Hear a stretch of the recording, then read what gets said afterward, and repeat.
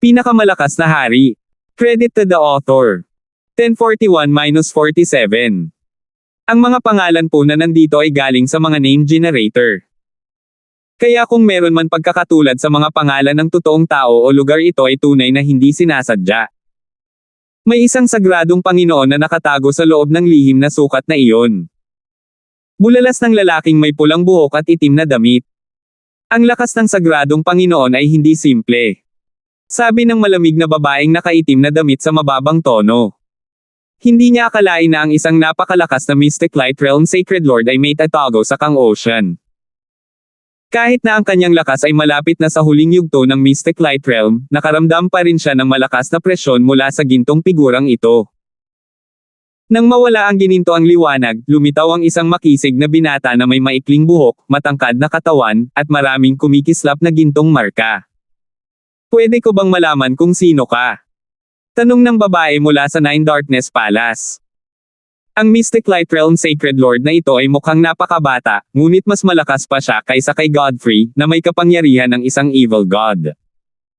Senior Kane, mangyaring tumulong sa paglutas ng panganib sa True Martial Sacred Land. Magalang na sabi ni Sacred Lord Mingo. Noong bumalik si Kane sa True Martial Sacred Land, hindi siya nakapasok sa Demigod Forgotten Garden at kinailangan niyang makipagkasundo sa dalawang 3-star powers ng True Martial Sacred Land. Nagtulungan ang mga eksperto ng True Martial Sacred Land para buksan ang Demigod Forgotten Garden. Hindi dapat guluhin ni Demigod Kane ang True Martial Sacred Land sa hinaharap, at magkakaroon siya ng pabor sa kanila sa hinaharap. Bahagyang natigilan si Godfrey. Hindi niya inaasahan na lalabas si Demigod Kane sa sandaling ito at tutulong sa True Martial Sacred Land. Demigod Kane. Ang dalawang elder mula sa Nine Darkness Palace ay natigilan. May limitadong bilang ng mga dalubhasa sa Demigod, at kilala nila silang lahat. Ang Demigod Kane ay hindi lamang malakas sa nakaraan. Ang kanyang katanyagan ay naglakbay pa sa 3-star at 4-star na kapangyarihan. Gayunpaman, wala sa kanila ang naniniwala na ang kabataang ito ay magiging Demigod Kane. Una, namatay si Demigod Kane sa God Tribulation Lightning, ngunit kahit na hindi siya mamatay, hindi siya dapat maging isang late stage na Mystic Light Realm Sacred Lord pagkatapos ng maraming taon. Gayunpaman, kahit na hindi sila naniniwala na ang lalaki sa harap nila ay Demigod Kane, ang True Martial Sacred Land ay mayroon na ngayong 4 na tao na may kapangyarihang labanan ng Sacred Lords. Ang lakas ng labanan ni Godfrey ay malamang na umabot na rin sa maagang yugto ng Mystic Light Realm. How dare you go against the orders of Nine Darkness Palace? Ang pulang buhok na lalaking nakasuot ng itim na damit. Kung talagang nagsimula silang lumaban, sila ang matatalo. Pagkatapos ng lahat, ito ang True Martial Sacred Land. Mayroon ding ilang makapangyarihang quasi-sacred lords, at ang 3-star na kapangyarihan ay malamang na may ilang nakatagong card din.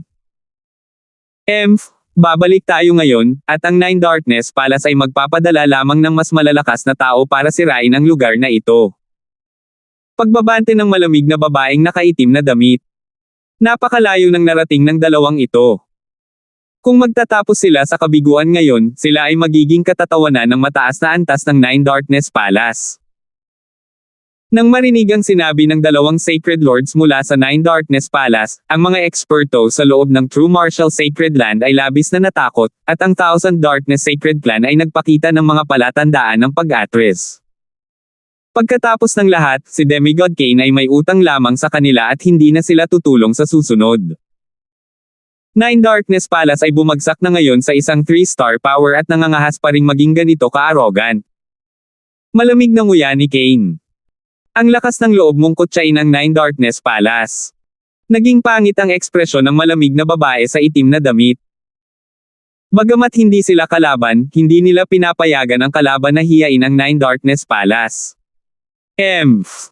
Hindi nyo ba narinig na sinabi ko sa inyo na lumayo kayo kanina? Ang kumikislap na gininto ang liwanag ay agad na lumitaw sa paligid ng balat ni Kane, at ang mga mahiwagang gintong anting-anting ay lumutang sa hangin. Kasabay nito, ang isang maningning na gininto ang banal na liwanag na nagpapalabas ng isang mapanglo na kapangyarihan ay lumitaw sa kanyang kamay. Sa sandaling lumitaw ang gininto ang banal na liwanag na ito, ang espasyo mismo ay nagsimulang manginig, at ang dalawang Sacred Lord level magnificent powers ay natangay. Para bang ang gintong liwanag na ito ang nag-iisang buhay sa langit at lupa ngayon. Ito ang banal na kapangyarihan. Nanginginig ang malamig na babaeng nakasuot ng itim na damit ng mamatla ang kanyang mukha. Ang kapangyarihang ito. Natigilan din ng lalaking pula ang buhok. Hindi ito ang unang pagkakataon na nakakita sila ng divine power, kaya alam nila kung paano naghari ang kapangyarihang ito. Senior Kane, aksidenteng ginawa ng junior na ito ang lahat. Senior, aalis kaagad ang junior na ito. Ang dalawang upper echelon na miyembro ng Nine Darkness Palace ay yumuko at tumakbo palayo. Salamat sa pagtulong, Senior Kane. Ang sagradong Panginoong Mingo ay yumuko ng may paggalang. Itong aura. Biglang nalock ang tingin ni Kane kay Godfrey. Hindi maganda. Bumagsak ang puso ni Sacred Lord Mingo. Bilang isang sagradong Panginoon, naramdaman niya na ang kapangyarihang nagmumula kay Godfrey ay mas malalim. Ito ay talagang nalampasan ang antas ng Sacred Lords. Sa sandaling ito, ang kapangyarihang nagmumula sa katawan ni Godfrey ay tila nakakuha ng atensyon ni Kane. Bumalik ka ba mula sa Continent Zone? Itinago ni Kane ang kanyang aura at lumapit kay Godfrey. Habang papalapit siya, mas nagulat si Kane. Nararamdaman niya na ang aura ng divine power na nagmula sa katawan ni Godfrey ay mas malakas pa kaysa sa divine power na kinokontrol niya sa kanyang nakaraang buhay.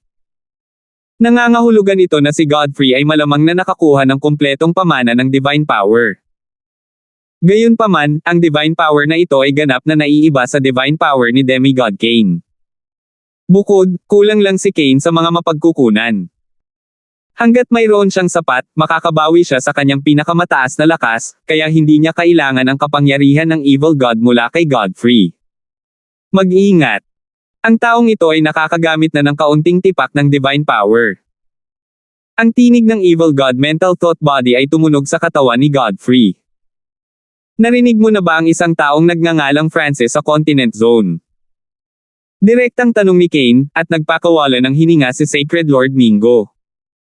Sa hitsura nito, si Kane ay interesado lamang kay Francis, na isa ring disipulo ng Mystic True Sacred Clan.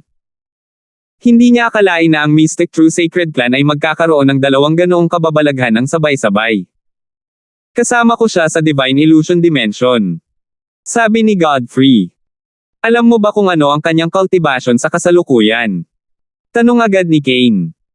Bagamat napakabilis ng kanyang paggaling, bahagyang natakot pa rin si Kane sa taong minsan nang umalipan sa kanya.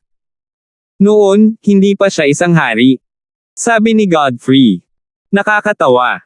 Paanong posible iyon? Nagalit si Kane dahil akala niya ay pinaglalaroan siya ni Godfrey.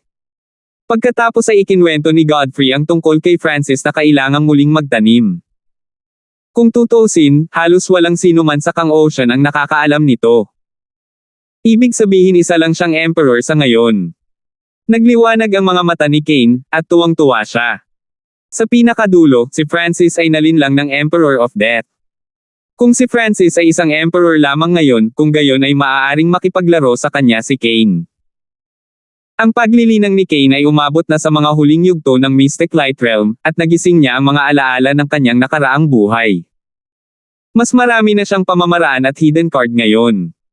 Ang kanyang tunay na lakas ay hindi masukat. Whoosh! Agad na bumalik si Kane sa Demigod Forgotten Garden na may nasasabik na ekspresyon, na parang may pinaghahandaan siya. Grand Elder, aalis din ako sa lugar na ito sa lalong madaling panahon, tumingin si Godfrey kay Sacred Lord Mingo at sinabi. Bumantong hininga ang Sacred Lord Mingo. Inasahan na niya ito. Sa talento ni Godfrey at sa kapalaran na nakilala niya sa Divine Illusion Dimension, malamang na magagawa niyang maging Diyos sa loob ng ilang libong taon. Ang True Martial Sacred Land ay halatang hindi siya kayang panatilihin dito. Gusto ko siyang lampasan. Nakatutok ang mga mata ni Godfrey habang kumakalat ang isang hindi nakikitang masamang kapangyarihan. Sa ibang lugar, sa sangay ng Ocean Smoke Pavilion sa Lian Province. Si Francis ay miyembro din ng Mystic True Sacred Clan minsan. Dahil sa Mystic True Sacred Clan kaya niya nagawang iwasan ang Emperor of Death at makakuha ng kapalaran mula sa Demigod Forgotten Garden. Kaya, labis siyang nag-aalala tungkol sa Mystic True Sacred Clan. Gayunpaman, kahit na magtungo siya ngayon, kakailanganin niya ng higit sa kalahating taon, at ang lahat ay malinaw na magtatapos noon, kaya magagamit lamang ni Francis ang oras na ito upang madagdagan ang kanyang lakas. Ang pagpapalakas ng kanyang sariling lakas ay ang tanging paraan upang matiyak na ligtas siya. Itinuon ni Francis ang kanyang mga mata at kumuha ng ilang mahahalagang mapagkukunan, pagkatapos ay hinigop ang elemental na kapangyarihan sa loob ng mga ito upang linangin ang 5 elemental wind lightning technique.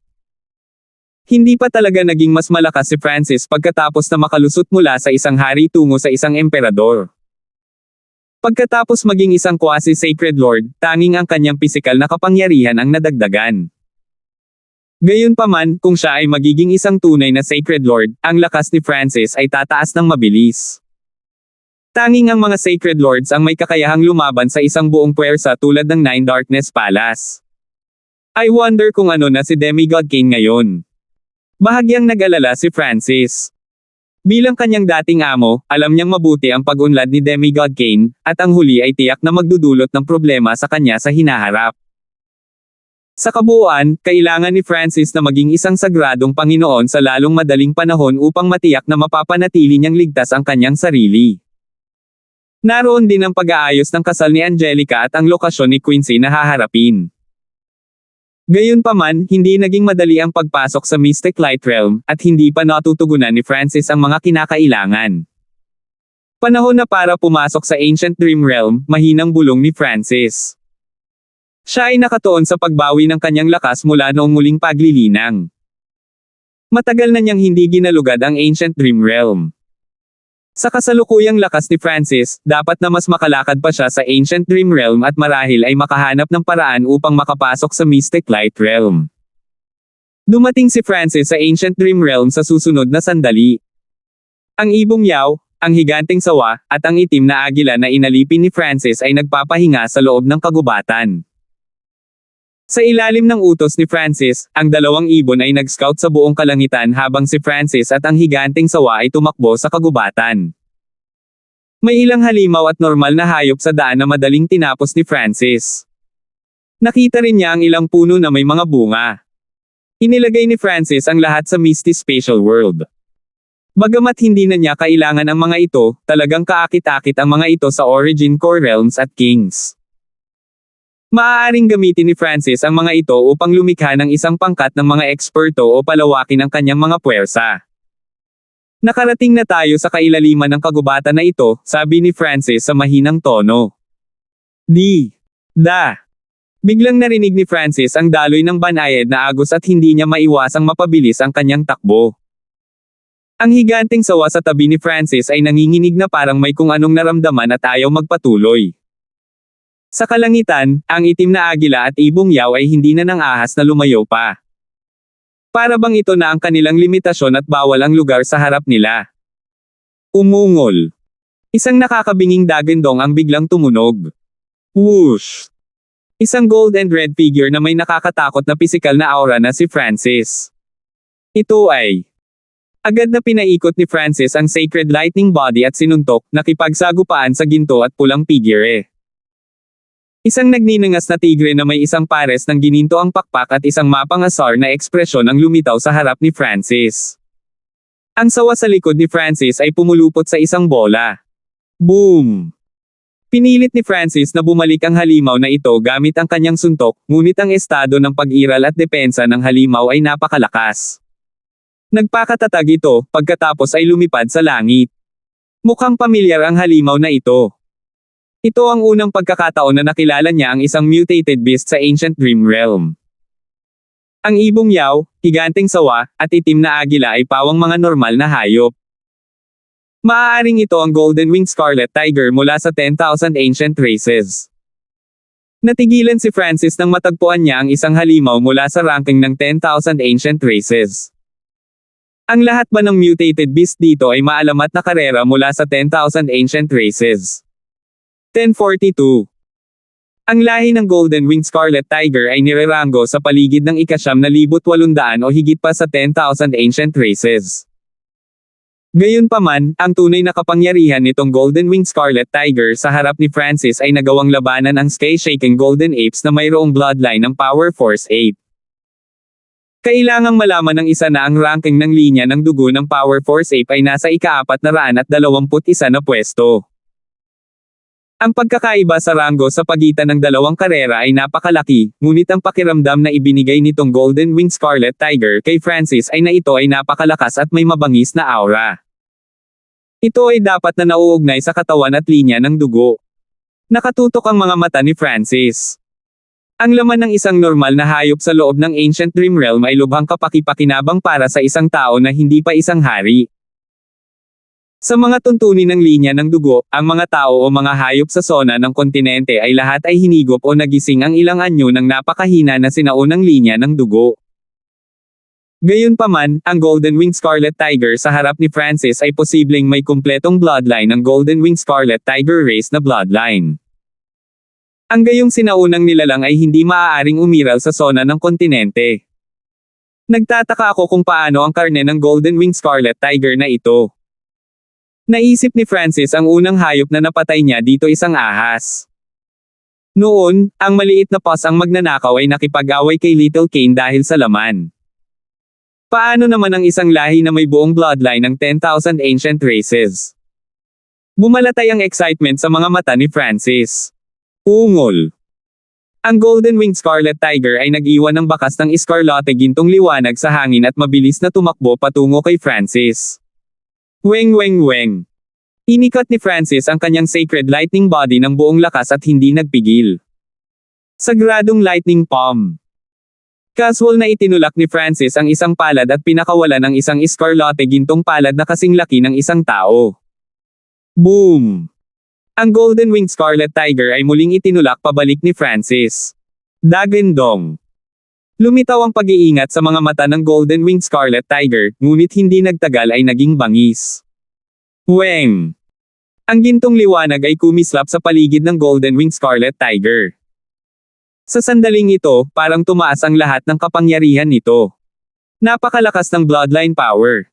Hindi mapigilan ni Francis na mapasigaw. Ang battle power ng mga eksperto o mga hayop na may sinaunang bloodline sa continent zone ay magiging mas malakas lamang kapag ginamit ang kanilang bloodline power, ngunit ang Golden Winged Scarlet Tiger, na nirerango lamang sa 9,000, ay nagkaroon ng battle power na halos doble pagkatapos gamitin ang bloodline nito. Maging si Francis ay maaari lamang maging 50% na mas malakas kapag ginamit ang kanyang perpektong Blood Devil Son bloodline. Ngunit mas maraming sorpresa ang ibinigay ng Golden Winged Scarlet Tiger kay Francis, mas interesado si Francis sa pagtikim nito. Hoo! Kumalat sa katawan ni Francis ang isang maladugong salamin na apoy. Ipinalibot ni Francis ang kanyang bloodline ng Blood Devil Son at nakipagsagupaan sa Golden Winged Scarlet Tiger. Boom! Ang bahagi ng katawan ng Golden Winged Scarlet Tiger ay sinindihan ng apoy ni Francis, ngunit kasabay nito, pagkatapos gamitin ang kapangyarihan ng bloodline nito, nagawa ng Golden Winged Scarlet Tiger na mag-iwan ng sugat sa sacred lightning body ni Francis. Magulong Soul Days. Isang malakas na surge ng bloodline power ang lumitaw mula sa kaliwang mata ni Francis, at ang kaluluwa ng Golden Winged Scarlet Tiger ay agad na nagsimulang maging magulo, dahilan upang mawalan ito ng kontrol sa katawan nito. Illusion Soul Charge. Gumamit si Francis ng isa pang Dao of Illusion ay bloodline technique. Sa koleksyon ng Sacred Lord Star Demon, maraming libro tungkol sa kaluluwa, Dao of Illusions, at bloodlines. Natuto si Francis ng soul techniques at bloodline techniques ng napakadali. Alab ng Wind Lightning Eye. Nagsimulang mag-alab ang apoy sa kaliwang mata ni Francis habang dumaloy ang malakristal na lilang liwanag kasama ng mga tipak ng mga simbolo ng God Tribulation Lightning. Whoosh! Isang bola ng transparent dark lightning fire na may mapang wasak na aura ang dumapo sa ulo ng Golden Winged Scarlet Tiger. Ungol. Ang Golden Winged Scarlet Tiger ay agad na nagsimulang umungol sa sakit. Dagandong dagandong. Ilang galit na dagandong ang umalangaw-ngaw mula sa kailaliman ng kagubatan. Isang soundwave ang humampes kay Francis. Hindi maganda. Kung ang Golden Winged Scarlet Tiger ay mula sa isang sinaunang lahi, dapat mayroong iba pang Golden Winged Scarlet Tiger sa malapit. Nanginig ang puso ni Francis. Boom! Whoosh! Whoosh! Ginamit kaagad ni Francis ang kanyang sky-destroying Sacred Lightning Palm at ang Wind Lightning Eye Flame para patayin ang Golden Winged Scarlet Tiger. Hoo! Kinuha ni Francis ang Golden Winged Scarlet Tiger at nawala. Kasabay nito, lumitaw ang dalawang mas malalaking Golden Winged Scarlet Tiger, ngunit wala silang nakita. Nag-usap sila sa isa't isa bago napaungol sa galit. Sa loob ng Misty Spatial World. Meow meow. Agad na lumapit ang munting pasang magnanakaw nang lumitaw si Francis. Umikot ang malakayamanan nitong itim na mga mata habang hawak ang isang matalim na maliit na kutsilyo sa paa nito, at umaagos ang laway sa bibig nito. Maghintay. Agad na pinatigil ni Francis ang maliit na pasang magnanakaw. Isang transparent glass na bote ang lumitaw sa kamay ni Francis. Ginamit ni Francis ang bote ng salamin upang iimbak ang dugo ng Golden Winged Scarlet Tiger. Huminto si Francis pagkatapos mapuno ang bote. Papayag akong ikaw na ang bahala dito, pero huwag kang maglakas loob na kainin ang lahat ng ito sa iyong sarili. Binalaan ni Francis ang maliit na pasang magnanakaw. Sa pakikipaglaban sa Golden Winged Scarlet Tiger ngayon lang, ginamit ni Francis ang Wind Lightning Eye Flame laban sa laman nito, ngunit hindi iyon masyadong nakapinsala. Mula dito, madaling makita na ang laman ay magiging napakahirap lutuin. Meow meow. Ikinaway ng maliit na pasang magnanakaw ang maliit na matalim na kutsilyo sa paa nito. Iminungkahi nitong dahan-daang putulin ng hayop pagkatapos ay lutuin din ito ng dahan-dahan. Mabuti, gagawin natin iyan. Pumayag si Francis at hinayaan ang maliit na pasang magnanakaw na hawakan ng Golden Winged Scarlet Tiger. Pagkatapos ay pumunta si Francis sa kabilang panig ng Misty Spatial World at tiningnan ang dugo ng Golden Winged Scarlet Tiger sa bote. Ang kapangyarihan ng bloodline dito ay sobrang siksik. Nagbigay ito ng orihinal at mapanglo na aura. Naglabas si Francis ng ilang patak at ipininta ang mga ito sa kanyang katawan habang pinapaikot niya ang kanyang Sacred Lightning Body. Effective ito. Naramdaman ni Francis na ang kanyang katawan ay sumisipsip ng kapangyarihan ng bloodline na ito ng napakabilis, at bagaman ito ay bahagyang hindi epektibo, ito ay nagpapagaling din sa katawan, dugo, at mga organo ni Francis. Kinuha ni Francis ang 10% ng dugo mula sa Golden Winged Scarlet Tiger at pinunasan ito sa kanyang sarili. Sa pagkakataong ito, hindi ginamit ni Francis ang Sacred Lightning Body. Sa halip, ginamit niya ang kanyang bloodline ng Blood Devil Son. Who? Ang bloodline ng Golden Winged Scarlet Tiger ay dahan-daang sumanib sa Blood Devil Son bloodline ni Francis. Whoosh! Biglang lumakas ang apoy sa paligid ni Francis. Mukhang nagagawa kong pataasin ang rate kung saan maaari kong pinuhin ang aking bloodline. Nagpakita si Francis ng isang masayang ekspresyon. Makalipas ang ilang oras, ang maliit na pasang magnanakaw ay humawak ng isang pinggan ng sariwa at malambot na karne at ibinigay ito kay Francis. Agad na kumuha si Francis ng isang piraso at pumunta upang subukan ang lasa nito. Ito ay higit sa 4 na beses na kasing epektibo ng mga bunga ng Ancient Dream Realm, at naglalaman ito ng napakadalisay na enerhiya. Nanlamig ang ekspresyon ni Francis habang pinapaikot niya ang kanyang Troyuan para sumipsip ng enerhiya. Napakaraming sinaunang genes ang naabsorb niya at gumamit ng hindi mabilang na mapagkukunan ng pressure. Kaya, ang karne ng tigre ay hindi masyadong epektibo. Nahulaan din ni Francis na ang kapangyarihan ng laman ng Golden Winged Scarlet Tiger ay higit sa lahat dahil sa kapangyarihan ng bloodline nito, sa halip na ang laman mismo. Bagaman ito ay mas mahina at hindi gaanong epektibo, ito ay ilang beses na mas mahusay kaysa sa mga mapagkukunan na binili namin sa Land Province Warhol. Nasiyahan si Francis. Nakipagsapalaran siyang patayin ang Golden Winged Scarlet Tiger. Mas mahirap pumatay ng isa pang Golden Winged Scarlet Tiger. Naisip ni Francis na alipinin ang Golden Winged Scarlet Tiger, ngunit agad siyang tumigil. Kung ang naalipin na Golden-Winged Scarlet Tiger ay naaksidente at ang Dark Heart Seal ay kumupas na parang demigod Cain at pagkatapos ay matagpuan ng iba pang Beast Tamer, ang sikreto ng sinaunang Dream Realm ni Francis ay mabubunyag sa lahat. Sa makatuwid, inalipin lamang ni Francis ang ibong yaw, itim na agila, at ang higanteng sawa, at halos hindi niya sila pinayagang lumaban. Sa kabilang banda, kinain ng maliit na paws ang magnanakaw ang lahat ng natitirang karne habang hindi pinapansin ni Francis, pagkatapos ay nagtago at natulog. Makalipas ang isang buwan, ang 5 Elemental Wind Lightning Technique ni Francis ay umabot sa rurok ng ika-8 antas sa tulong ng malaking halaga ng mga mapagkukunan.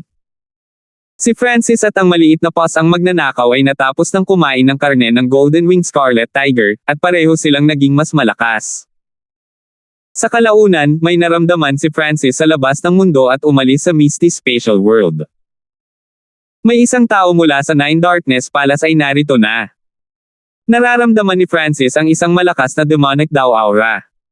Sacred Lord mula sa Nine Darkness Palace, welcome. Gayunpaman, ito ang Ocean Smoke Pavilion, kaya mangyaring itago ang iyong aura. Ang boses ni Francis ay tumunog sa isang tahimik na bulwagan nang lumitaw ang isang figure. Naramdaman ni Francis ang nakakatakot na demonic daw aura at nagpakawala ng malakas na puwersa mula sa kanyang sariling katawan, na nagpapahintulot sa kanya na manatiling matatag. Sa nakalipas na ilang linggo, natanggap ni Francis ang asensya ng Golden-Winged Scarlet Tiger, kaya ang kanyang katawan at pundasyon ay kapwa naging mas malakas. Francis, matapang ka talaga, no? How dare you touch a subordinate force of Nine Darkness Palace? Tumunog ang boses ng Sacred Lord Demonic Abyss. Personal na inamin ng Grand Elder ng Dark Sky Gate ang kanyang mga pagkakamali at piniling bayaran ang Ocean Smoke Pavilion. Wala namang masama doon, di ba? Tumalim ang tingin ni Francis. Narinig na niya noon sina Duke Nanfeng at Clarissa tungkol sa Sacred Lord Demonic Abyss. Isa siya sa mga upper echelon na miyembro ng Nine Darkness Palace na hamarang sa mga miyembro ng Ocean Smoke Pavilion noong araw na iyon. Kung hindi dahil sa Little Sword Saint, ang puwersa ni Francis ay nadurudge na ng Nine Darkness Palace. Francis, huwag mo nang subukang makipagtalo. Kung hindi mo pinagbantaan si Sacred Lord Dark Ghost, aamin ba siya sa mga tinatawag na pagkakamali? Pinandilatan ng Sacred Lord Demonic Abyss si Francis at nagpakawala ng mental energy pressure, ngunit nanatiling pareho ang ekspresyon ni Francis. Ang junior na ito. Bahagyang nagulat si Sacred Lord Demonic Abyss.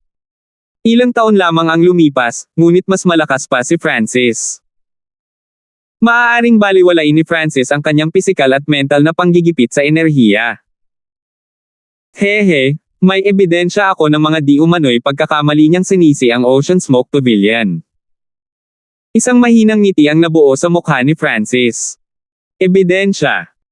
Tumigil ang Sacred Lord Demonic Abyss. Ang lahat ng kasangkot sa pagsisikap na sisihin ang Ocean Smoke Pavilion ay napatay na, at kagagaling lang ni Francis mula sa front lines. Paano siya magkakaroon ng anumang ebidensya? Katawa-tawa. Francis, huwag mong pilitin ang katotohanan. Ang Sacred Lord Demonic Abyss ay umungal sa galit habang ikinakalat niya ang kanyang demonic daw pressure at pinadilim ang kalangitan. Kung hindi dahil sa katotohanang napakalakas ng katawan ni Francis, hindi niya kakayanin ang pressure na ito. Whoosh! Sa loob ng Misty Spatial World, ang itim na nakabaluti na Sacred Lord ay naglabas ng malamig na sinag ng liwanag na bumaril mula sa armguard ni Francis at bumuo ng screen sa hangin. Maraming quasi-Sacred Lords at Sacred Lords ang lumabas sa screen. Ipaubaya mo ito sa akin. Kukunin ko lang ang ilang random na miyembro ng Ocean Smoke Pavilion, papatayin sila, pagkatapos ay isisi ang lahat sa kanila. Ang boses ng Sacred Lord Dark Ghost ay tumunog mula sa screen. Bahagyang ngumiti si Francis habang nakatingin sa ekspresyon ng Sacred Lord Demonic Abyss. Ang eksenang ito ay mula sa mga alaala ng Black Armored Sacred Lord. 1043. Natigilan ng Sacred Lord Demonic Abyss habang nakatingin sa eksena. Ang nilalaman ng imaheng ito ay isang pagpupulong mula noong tinalakay ng mga puwersang sumuporta sa ika-13 prinsipe kung paano haharapin si Francis. Ang mga taong lumitaw ay pawang mga kinatawan ng mga puwersang sumuporta sa ika-13 prinsipe. Maging ang Black Armored Sacred Lord mula sa Nine Darkness Palace ay naruroon. Paano nagkaroon nito si Francis? Naguguluhan ng Sacred Lord Demonic Abyss. Yung aura. May naramdaman ng Sacred Lord Demonic Abyss matapos ang pagkabigla. Isang malakas na demonic daw aura ang nakapaloob sa malamig na liwanag na lumabas sa arm guard ni Francis. Mula sa aura na ito lamang, makumpirma ng Sacred Lord Demonic Abyss na ang may-ari ng aura na ito ay isang taong nagal-inang ng sekretong pamamaraan ng Nine Darkness Palace. May especially iya ba sa Nine Darkness Palace? Ang ekspresyon ng Sacred Lord Demonic Abyss ay sobrang mabangis. Hindi nakakagulat na nabigo ang pagtatangkang pagpatay. Hindi dapat nakatakas si Francis mula sa 3 Sacred Lords at sa Evil Death in Spirit Array. Francis, ibigay mo ang taong iyon. Ang Sacred Lord Demonic Abyss ay may malamig na tingin habang pinapaikot niya ang kanyang Mystic Light Sacred Power at malapit nang ilabas ang kanyang kapangyarihan. Sa eksena, tinatalakay lamang ng mga puwersa kung paano haharapin si Francis. Walang binanggit sa kanila ang Crown Prince. Gayunpaman, magiging kakilakilabot kung ang especially iya ay may ebidensya ng Nine Darkness Palace na nagpaplanong gumawa ng isang bagay sa Crown Prince. Ang kalmado ni Francis ay nagpabagabag sa Sacred Lord Demonic Abyss. Sacred Lord Demonic Abyss, ang mga kalahok sa assassination ay tila nagmula sa mga puwersang sumusuporta sa ika-13 prinsipe. Si Francis ay hindi nag-abala sa Sacred Lord Demonic Abyss at nagsalita sa medyo nagbabantang tono. Ito ay isang personal na issue ng Nine Darkness Palace. Nine Darkness Palace lang ang nag-recruit ng mga puwersang iyon. Ipinaliwanag ng Sacred Lord Demonic Abyss. Hanggat hindi ito nauugnay sa mga imperial, ang Nine Darkness Palace ay hindi natatakot sa anumang bagay sa Continent Zone.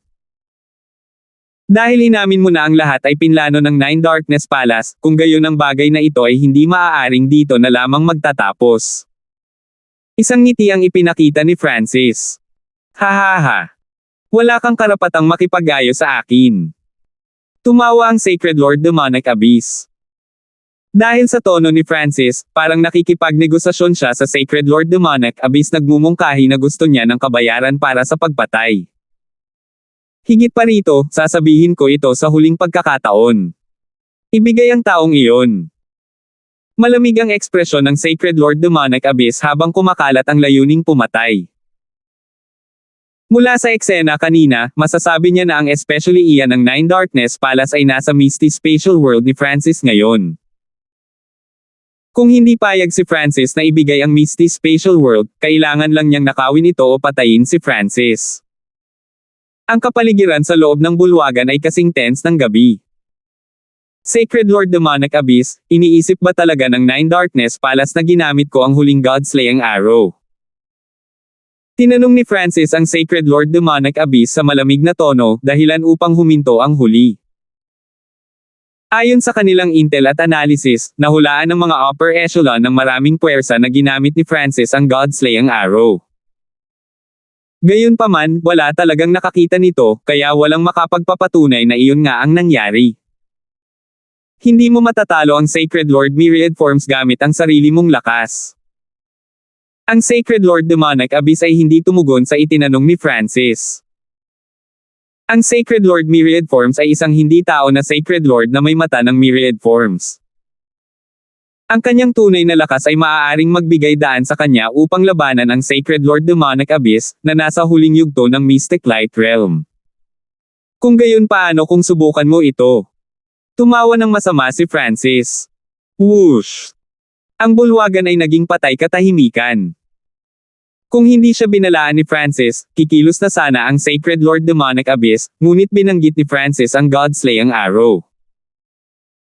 Bagamat hindi naniniwala ang Sacred Lord Demonic Abyss na mayroon pa rin si Francis, ayaw niyang ipagsapalaran ang sarili niyang buhay dahil dito. Matagal siyang naabot sa huling yugto ng Mystic Light Realm, at may pag-asa pa siyang mahawakan ang domain ng mga Diyos. Ang Sacred Lord Demonic Abyss ay hindi gustong makipagbiruan sa kanyang buhay. Francis, hindi ka na mabubuhay ng matagal pagkatapos maging kaaway ng Nine Darkness Palace. Ang Sacred Lord Demonic Abyss ay nawala sa susunod na sandali at nag-iwan lamang ng boses na tumunog sa buong sangay ng Ocean Smoke Pavilion. Ang Black Armored Sacred Lord ay pinagpapawisan ng malamig para kay Francis sa loob ng Misty Spatial World. Guru, mayroon ka ba talagang God-slaying arrow? Tanong ng Black Armored Sacred Lord. Na-curious din siya.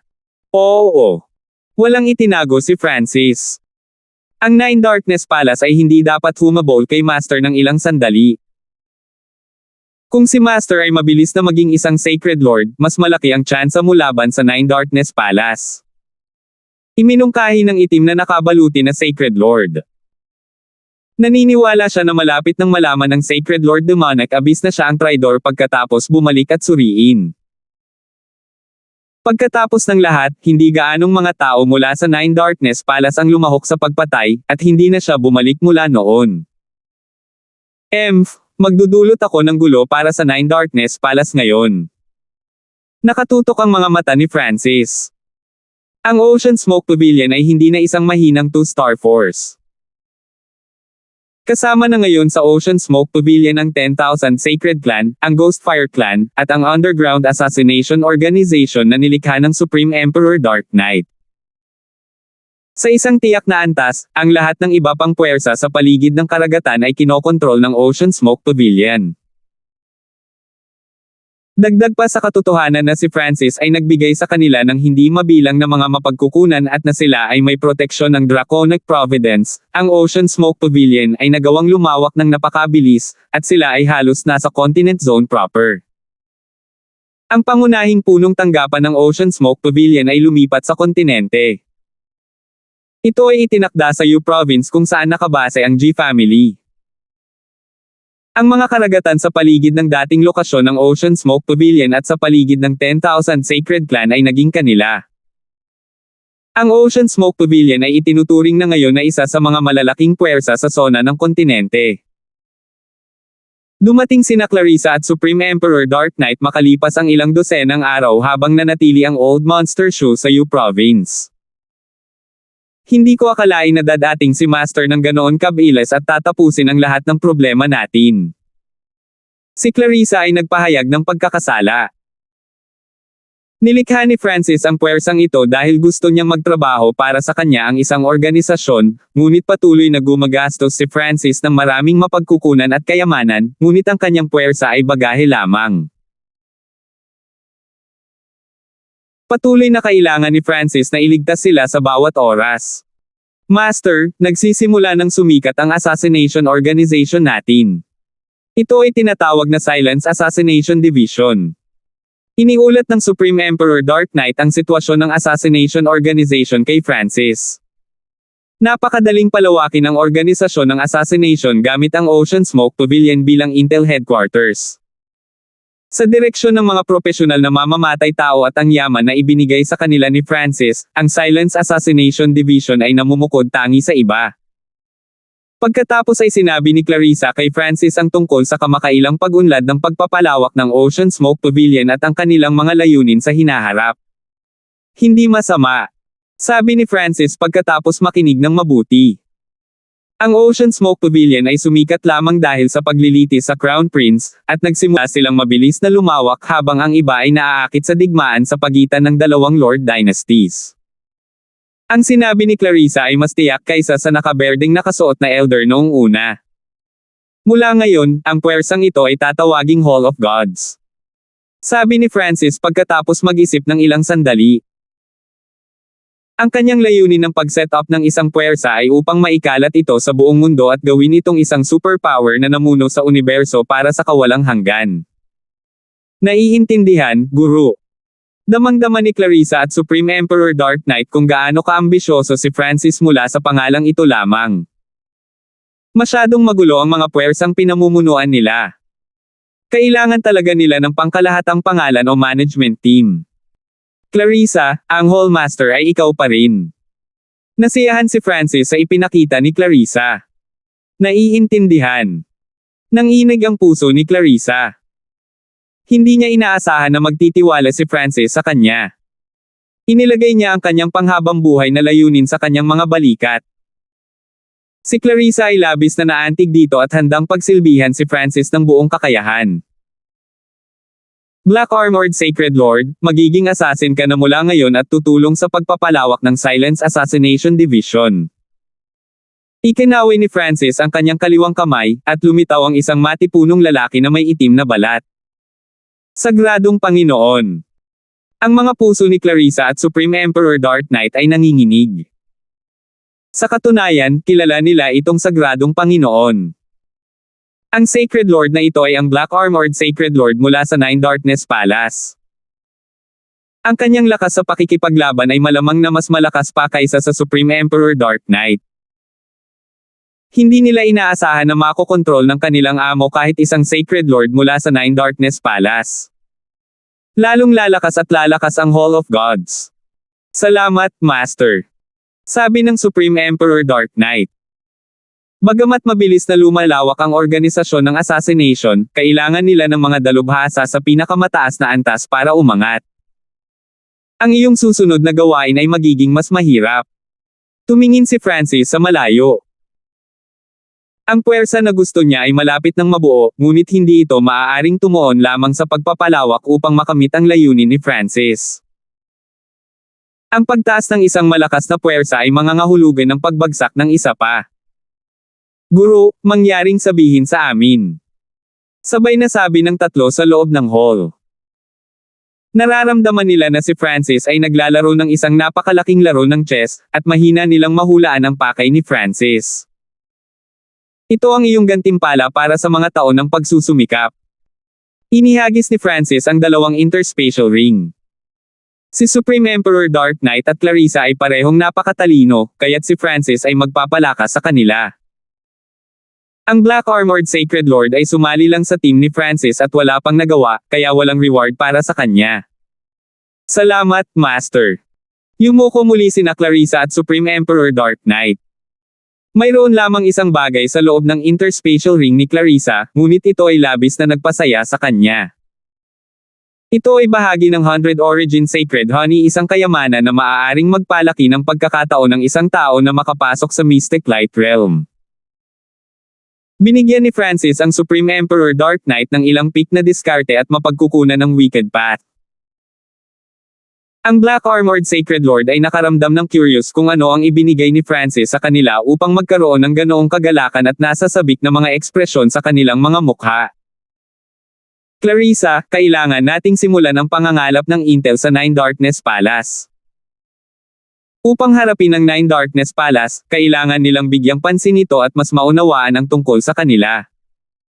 Pagkatapos ay umalis si Clarissa at bumalik sa lalawigan ng Yu. Supreme Emperor Dark Knight, ang iyong gawain ay mas mahalaga kaysa kay Clarissa. Isang mahinang ngiti ang ipinakita ni Francis at pagkatapos ay nagsimulang kausapin ng pribado ang Supreme Emperor Dark Knight.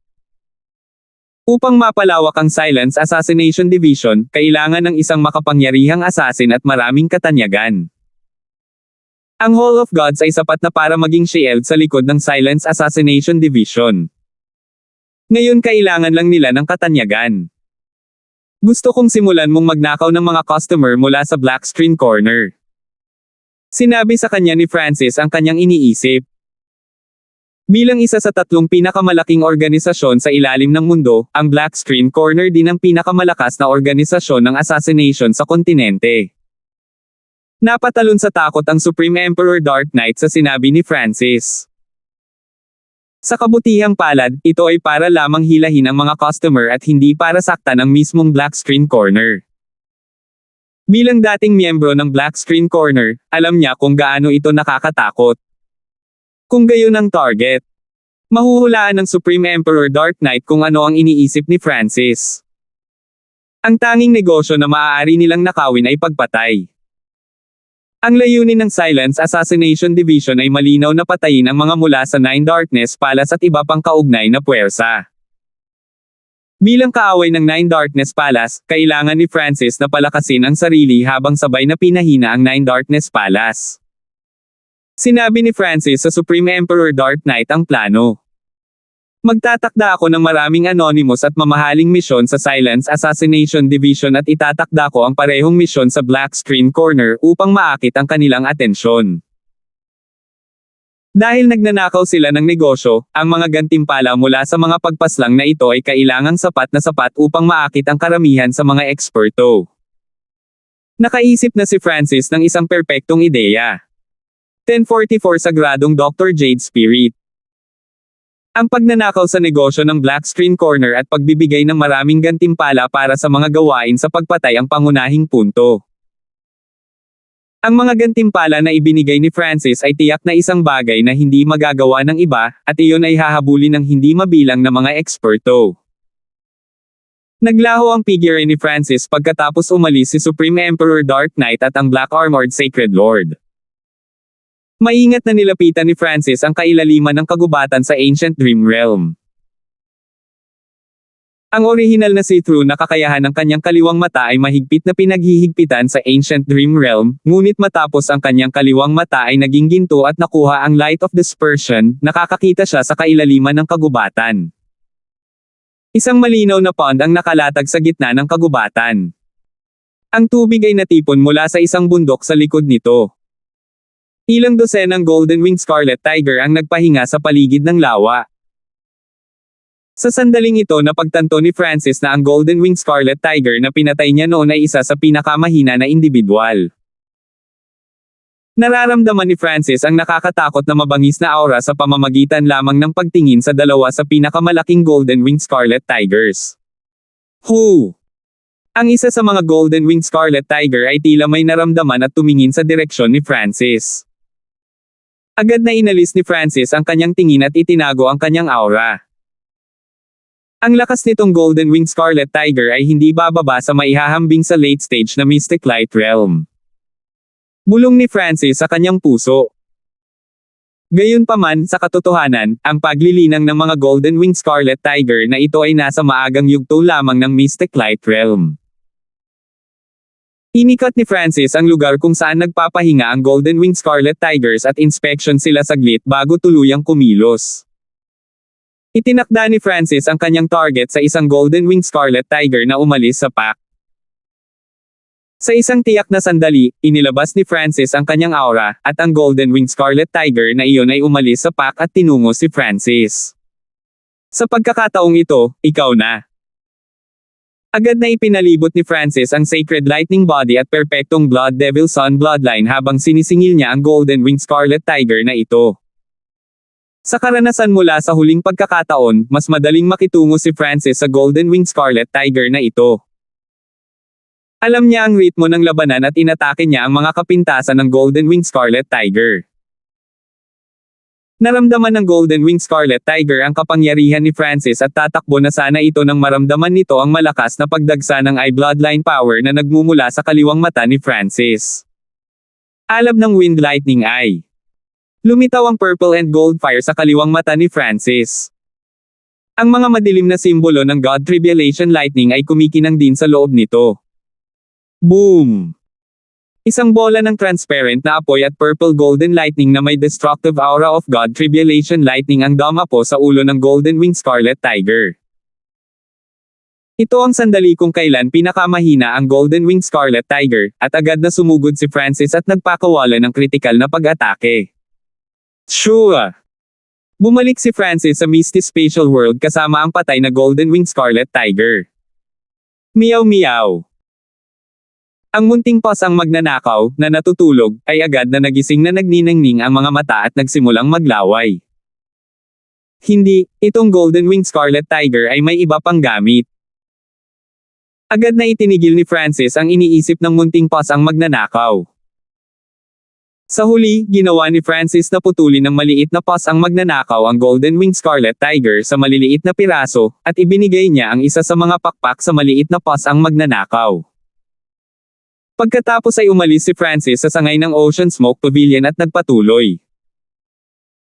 Hindi nagtagal ay nakarating siya sa kanyang destinasyon sa tulong ng Misty Spatial World at ang teleportation array sa loob ng mga lungsod. Long Rainbow City, St. Herb Pavilion. Welcome!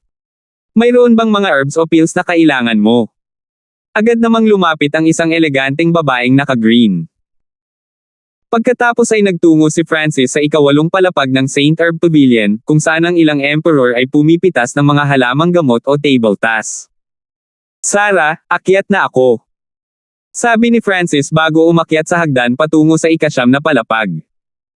Sino ang kabataang ito? Diretso siya sa ika-9 na palapag. Ang may-ari dito ay isang imperial. Gold na buhok at golden eye. Si Francis kaya. Natigilan ng mga emperador sa ika-8 palapag. Ngayong ang dalawang Lord Dynasties ay nasa digmaan, lahat ng puwersa at eksperto ay nagbigay pansin sa mga frontline, at karamihan ay personal na lumahok sa digmaan sa ilang mga punto. Sa makatuwid, ang katanyagan na nakuha ni Francis mula sa pagkatalo sa Sacred Lord Myriad Forms ay mas mataas pa kaysa sa katanyagan na natanggap niya sa paglilitis sa Crown Prince. Umalangaw-ngaw ang boses ni Sarah nang makarating siya sa ika-9 na palapag. Akala ko hindi ka na babalik dito. Tila sinisisi siya ng boses ni Sarah. Pumunta ako para sa iyong tulong sa oras na ito. Sabi ni Francis, at nagsalubong ang mga kilay ni Sarah habang nakatitig kay Francis. Malinaw na nasaktan ni Francis ang kanyang damdamin. Ano ito? Napabuntong hininga si Sarah. Alam niya na si Francis ang Grand Elder ng isang puwersa at sobrang abala. Nakikipag-away din siya sa mga frontlines kanina pa. Higit pa rito, nagkaroon pa rin ng away sa pagitan ni Francis at Nine Darkness Palace, kaya wala siyang masyadong libreng oras. Mayroon akong isang uri ng laman ng hayop, at gusto ko itong gawing tableta. Sabi ni Francis. Easy peasy. Sagot ni Sarah. Ang pinakamahalagang bahagi ng mga hayop ay ilang mga espesyal na materyales at ang crystal core. Gayunpaman, ang laman ng ilang mga hayop ay lubhang kakaiba at naglalaman ng purong enerhiya sa loob nila. Masangkop na gawing mga table tas ang mga ito para magamit ng mga magsasaka. Kailangan ko ang mga table tas na nasa isang tiyak na grado. Pinaplano ni Francis na gamitin ang mga pildores na pinino ng laman ng Golden Wing Scarlet Tiger para ibigay bilang mga gantimpala para sa mga pagpatay. Ang mga assassination ay magta-target ng malawak na hanay ng mga tao, kabilang ang mga hari at maging ang mga sacred lords. Sa makatuwid, ito ay pinakamahusay na hatiin ang mga table tas sa mga tier. Napakagulo. Ibigay mo sa akin ang katawan ng halimaw. Nagtataka si Sarah kung anong uri ng bihirang hayop ang nakuha ni Francis. Pagkatapos ng lahat, si Francis ay isang dalubhasa na dalubhasa sa pagpapalakas ng katawan, at ang kanyang estado ng pag-iral ay umabot sa antas ng isang mystic light realm. Ang laman ng mga normal na hayop ay hindi epektibo para sa kanya. Iniabot ni Francis ang isang interspatial na singsing. Kung direktang kinuha niya ang Golden Wing Scarlet Tiger, maaaring maramdaman ng ibang mga eksperto ang aura mula rito. Inilagay ni Sarah ang kanyang Divine Sense sa interspatial ring matapos tingnan ang misteryoso at palihim na si Francis. Ito ay... Si Sarah ay ganap na natigilan. Bilang isang doktor, ramdam niya ang purong aura na nagmumula sa Golden Wing Scarlet Tiger. Gayunpaman, dahil ang halimaw na ito ay pinutol na, hindi niya masabi kung ano iyon. Napakalakas ng sinaunang aura. Agad na sinabi ni Sarah. Ang sinaunang aura na nagmumula rito ay ilang beses na mas malakas kaysa sa aura mula sa Imperial Tombs. Mayroon ding sinaunang bloodline aura mula dito. Nakapatay ka ba ng orihinal na hayop na may sinaunang bloodline? Bulalas ni Sarah nang maramdaman niyang nanginginig ang kanyang kadugo. Ang Cloud Silkworm Saint Butterfly ay isang orihinal na hayop na may sinaunang bloodline. Sila ay lubhang mahalaga. Walang papatay sa kanila para gawing pills. Isa lang itong hayop na may bloodline na nirerango sa 9,000 ng 10,000 ancient races. Paliwanag ni Francis. Nagsimulang kumalma si Sarah. Ang isang hayop na may mababang rango ng bloodline ay talagang hindi masyadong kapaki-pakinabang, ngunit ang makapal at dalisay na sinaunang linya ng dugo at enerhiya mula rito ay nagulat pa rin sa kanya. Manatili ka muna rito. Hindi pa ako nakapagpino ng orihinal na hayop na may bloodline ng 10,000 ancient races dati. Kailangan kong tanungin ang aking guro. Paliwanag ni Sarah kay Francis bago umalis sa St. Herb Pavilion. Tumango si Francis. Kumuha lang siya ng maliit na bahagi ng bloodline ng Golden Winged Scarlet Tiger mismo. Karamihan sa bloodline ng Golden Winged Scarlet Tiger ay nasa loob pa rin ng katawan nito upang mapataas ang ranggo ng mga table tasks. Nanatili si Francis sa St. Herb Pavilion pagkaalis ni Sarah. Ang isang Golden Winged Scarlet Tiger ay hindi sapat. Ang mga pills na pinino mula sa isang Golden Winged Scarlet Tiger ay maaaring maakit ang atensyon ng mga assassin, ngunit tiyak na hindi nito magagawang panatilihin ang mga ito. Sa makatuwid, paminsan-minsan ay papasok si Francis sa Ancient Dream Realm at makakahanap ng mga pagkakataong makaakit ng isa o dalawang Golden Winged Scarlet Tigers. Lumipas ang kalahating buwan, at matagumpay na napatay ni Francis ang dalawa pang Golden Winged Scarlet Tiger. Gayunpaman, sa puntong ito, napagtanto ng Golden Winged Scarlet Tiger ang mga aksyon ni Francis, at lahat sila ay nagtipon sa paligid ng lawa. Kung lalabas sila, magkasama sila, kaya mas mahirap para kay Francis na patayin sila. Nagtataka ako kung anong uri ng paggamit ng pond na iyon. Tiningnan ni Francis ang malinaw na pond mula sa kagubatan gamit ang kanyang kakayahan sa transparency. Ang pond ay tiyak na may kakaiba tungkol dito para sa ilang dosenang Golden Winged Scarlet Tigers na magpahinga doon. Biglang may naramdaman si Francis at umalis sa Ancient Dream Realm. Hindi nagtagal ay pumasok ang dalawang figures sa ika-9 na palapag ng St. Herb Pavilion. Ang isa sa kanila ay si Sarah, habang ang isa ay isang matandang lola na may puting buhok at mabait na mga mata. Francis, tapos na ang mga table tasks. Dalawang jade na puting bote ang lumitaw sa kamay ni Sarah. Kinuha ni Francis ang mga bote at iniskan ang mga iyon gamit ang kaliwang mata. Magkaiba nga ng grade ang dalawang bote, pero mas maganda pa sa inaasahan niya. Ang isa sa mga bote ay binubuo ng spiritual blood core pills, na gawa mula sa laman. Ang isa pa ay binubuo ng blood essence pills, na pangunahing ginawa mula sa bloodline na may kaunting laman dito. Paliwanag ng lola na may puting buhok kay Francis. Ito ang aking Panginoon, Sacred Dr. Jade Spirit. Pakilala ni Sarah. Pwede ko bang itanong kung bakit nandito si Senior? Bahagyang ngumiti si Francis habang nakatingin sa lola na may puting buhok. Ang Sacred Doctor na si Jade Spirit ay isa sa mga nangungunang doktor sa kontinente. Habang nakatutok siya sa Tao of Healing, naging Sacred Lord din siya. Mula dito, makikita ng isa kung gaano siya talentado. Siguradong hindi pupunta dito ng personal ang isang sagradong doktor kung wala silang dahilan.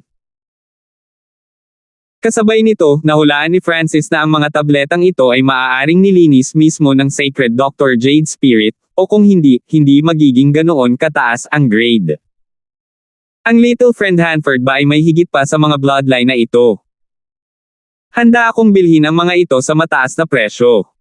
Sabi ni Sacred Dr. Jade Spirit.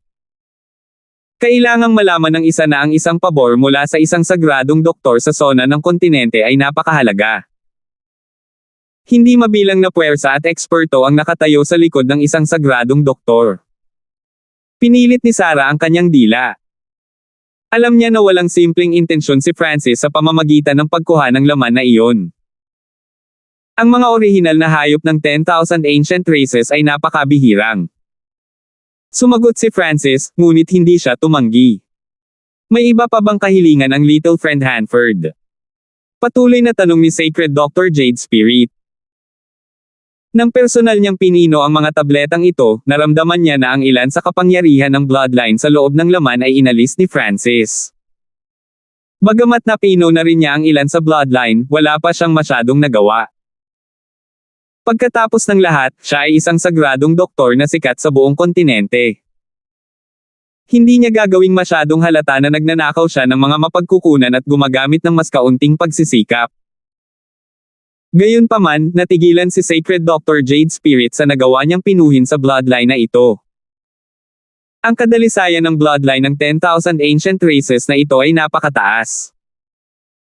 Kahit na ito ay isang orihinal na hayop mula sa 10,000 ancient races na nakaligtas mula sa sinaunang panahon, ang bloodline nito ay hindi dapat napakalinis. Oo, gusto kong anyayahan si Sacred Dr. Jade Spirit na pinuhin ang mga table tasks para sa Hall of God sa loob ng 10 taon. Sabi ni Francis na may mahinang ngiti. 10 taon ng paglilingkod ng isang sagradong doktor ay higit na mahalaga kaysa sa 100 taon ng paglilingkod mula sa ibang eksperto sa sagradong Panginoon. Napailing si Sarah matapos ang sorpresa. Ang kanyang master, ang Sacred Dr. Jade Spirit, ay hindi kabilang sa anumang puwersa, at tinanggihan niya ang mga alok kahit na mula sa mga imperial. Hehe, pwede ko bang malaman kung ano ang maibibigay sa akin ng little friend Hanford? Isang mahinang ngiti ang ibinigay ni Sacred Dr. Jade Spirit. Hindi pa niya narinig ang Hall of Gods noon, ngunit hindi iyon mahalaga. Tumigil sandali si Sarah. Kung sasabihin iyon ng isang normal na tao kay Sacred Dr. Jade Spirit, tatanggihan niya ang mga ito kaagad at hindi na mag-purify ng mga table tasks para sa kanila sa hinaharap. Gayunpaman, sa pagkakataong ito, hindi tumanggi ang kanyang amo at sa halip ay tila interesado. Naglabas si Francis ng interspatial ring at pagkatapos ay nagsalita, dapat malaman ni Senior kung anong uri ng hayop ang pinanggalingan ng laman na ito, tama ba? Kinuha ni Sacred Dr. Jade Spirit ang interspatial ring at iniskan ito gamit ang kanyang divine sense. Agad siyang napatulala. Halata na ang buong atensyon niya ay nasa interspatial ring. 10:45 mga assassinations. Agad na natarante si Sacred Dr. Jade Spirit. Halata na ang buong atensyon niya ay nasa interspatial ring. Isang orihinal na hayop ng 10,000 ancient races ang nakahiga doon, patay. Kahit patay na, naglabas pa rin ito ng mabangis at makapangyarihang aura. Ang ganoong kapangyarihan, ang gayong purong 10,000 ancient races bloodline, at isang orihinal na aura ng langit at lupa. Gusto ng Sacred Dr. Jade Spirit na simulan ang pag-inspection sa Golden Winged Scarlet Tiger ngayon, ngunit bumalik ang kanyang kamalayan sa kanyang katawan. Muling nagliwanag ang mga mata ni Sacred Dr. Jade Spirit pabalik sa St. Herb Pavilion, at agad siyang nagsalita. Nakaayos na. Master, pumayag ka. Agad na tanong ni Sarah. Kasabay nito, si Sarah ay labis na nag-usisa kung ano ang kinuha ni Francis para sa Sacred Dr. Jade Spirit na sumang-ayon sa kanya noong tinanggihan pa niya ang mga imperial. Ano? Ayaw mo bang tulungan ko siya? Tanong ni Sacred Dr. Jade Spirit at ngumiti kay Sarah. Bahagyang namula ang mukha ni Sarah, at hindi na siya nagsalita. Senior, salamat. Bahagyang ngumiti si Francis. Hindi niya inaasahang makikilala niya si Sacred Dr. Jade Spirit sa kanyang pagbisita. Ang Sacred Dr. Jade Spirit na sumali sa Hall of Gods ay dapat makapagpataas ng katanyagan nito. Kung gusto ni Francis ng higit pang mga table tasks sa hinaharap, maaari na lang niyang hanapin ang sagradong doktor na ito. May kailangan bang ihanda si Senior? Tanong ni Francis. Dahil pumayag si Sacred Dr. Jade Spirit na maglingkod sa Hall of Gods sa loob ng 10 taon, kailangan niyang lumipat sa Hall of Gods. Tara na. Direktang sabi ni Sacred Dr. Jade Spirit. Ang 10 taon ay isang tapik lamang ng isang daliri para sa isang sagradong Panginoon. Pagdating niya sa Hall of Gods, ang Hall of Gods ang mananagot para sa mga resources na kailangan niya para pinuhin ang mga table tasks. Sarah, aalis na kami. Ngumiti si Francis. Bagamat napagkasunduan nila ang 10 taon, tiwala si Francis na makukuha niya si Sacred Dr. Jade Spirit na manatili kahit makalipas ang 10 taon. Sasama din ako. Agad na sinabi ni Sarah matapos makita si Francis na aalis na kasama ang kanyang amo. Agad na huminto si Francis. Hindi niya alam kung ano ang iniisip ni Sarah. Gusto kong makasama si Master. Agad na tumayo si Sarah sa tabi ng Sacred Dr. Jade Spirit. Wala ka bang pakialam sa St. Herb Pavilion? Tanong ni Francis. Ang St. Herb Pavilion ay sasali rin sa Hall of Gods. Sinabi ni Sarah nang hindi man lang nag-iisip. Kung ganoon ay umalis na tayo. Hindi alam ni Francis kung ano ang nangyayari kay Sarah, ngunit ang St. Herb Pavilion ay isa sa mga nangungunang herb market sa Yun Province. Halatang mabuti kung sasali sila sa Hall of Gods. Nangangahulugan ito na ang Hall of Gods ay mayroon na ngayong mga propesyonal na namamahala sa mga table tasks at halamang gamot na nagpapahintulot sa kanila na lumawak. Si Francis ay lumitaw sa tabi nila at iwinagayway ang kanyang kaliwang braso. Whoosh! Lumitaw ang pilak na liwanag sa paligid ng tatlo nang magsimulang maglaho at mawala ang kanilang mga figure. Sa susunod na sandali, lumitaw sila sa labas ng isang spiritual palace. Ito ba ang kakayahang dumaan sa kalawakan? Bahagyang nagulat si Sacred Dr. Jade Spirit. Halatang hindi niya masyadong binibigyang pansin ang outside world, kaya hindi niya alam na nakuha ni Francis ang Misty Spatial World. Napakaraming enerhiya ang nagamit. Bulong ni Francis. Mas maraming enerhiya ang ginamit sa pagkakataong ito mula nang magsama si Francis ng dalawa pang tao kasama niya, kasama si Sacred Dr. Jade Spirit, na isang Sacred Lord. Pagkatapos ay ginamit nilang tatlo ang teleportation array sa loob ng Spiritual Palace. Nagutos si Francis pagdating nila sa sangay ng Ocean Smoke Pavilion. Tanggapin ang St. Herb Pavilion sa Hall of Gods. Nagpatuloy silang tatlo sa kanilang paglalakbay at nagtungo sa U Province. Magpapahinga si Francis pagkatapos gamitin ang kakayahang dumaan sa kalawakan ng 2 beses, na mabawi ang kanyang True Yuan. Hindi nagtagal ay nakarating sila sa Hall of Gods sa U Province makalipas ang ilang dosenang araw. Ito ang unang pagkakataon na nakita ni Francis ang bagong itinayong Hall of Gods. Ang Hall of Gods ay nakalagay sa hanay ng mga bundok. Delikado ang daanan, at napapalibutan ito ng mga ulap at ambon. Ang palasyo ay kahanga-hanga at damapo sa mga bundok o sa mga bangin. Nakipag-ugnayan na si Francis kay Clarissa gamit ang Dark Heart Seal noon pa man. Naghihintay na si Clarissa sa pasukan. Grand Elder, Senior Sacred Dr. Jade Spirit, mangyaring pumasok. Si Clarissa ay tumingin kay Francis nang may pagkamangha.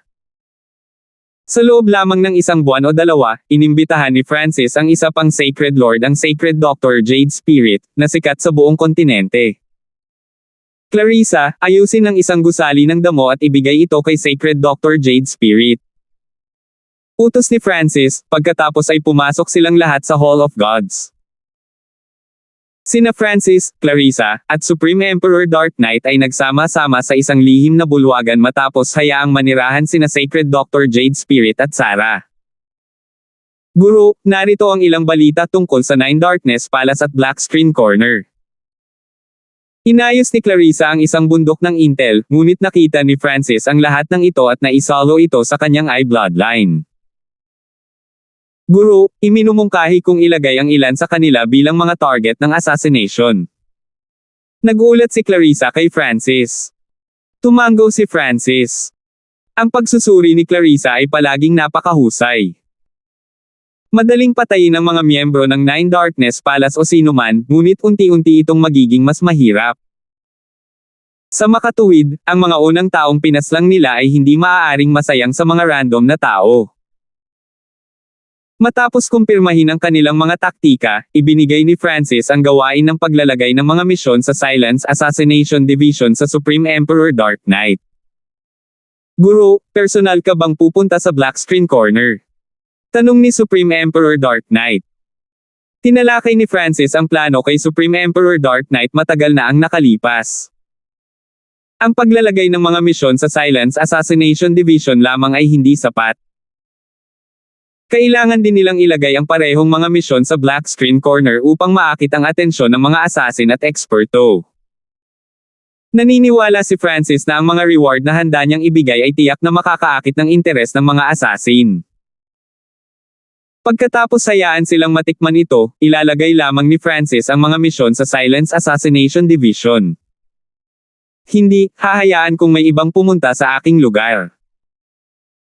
Binalak ni Francis na personal na pumunta sa Black Screen Corner, ngunit dahil ang Black Screen Corner ay medyo malayo sa U Province at wala sa range ng Misty Spatial World, kinailangan ni Francis na ibigay ang lihim na gawaing ito sa ibang tao. Hindi siya nangahas na magmadali, kaya't maibibigay lamang ni Francis ang gawaing ito sa isang taong inalipin niya. Isang payat at kulubot na figure ang dumating pagkatapos umalis sina Clarissa at Supreme Emperor Dark Knight. Master, may order ka ba?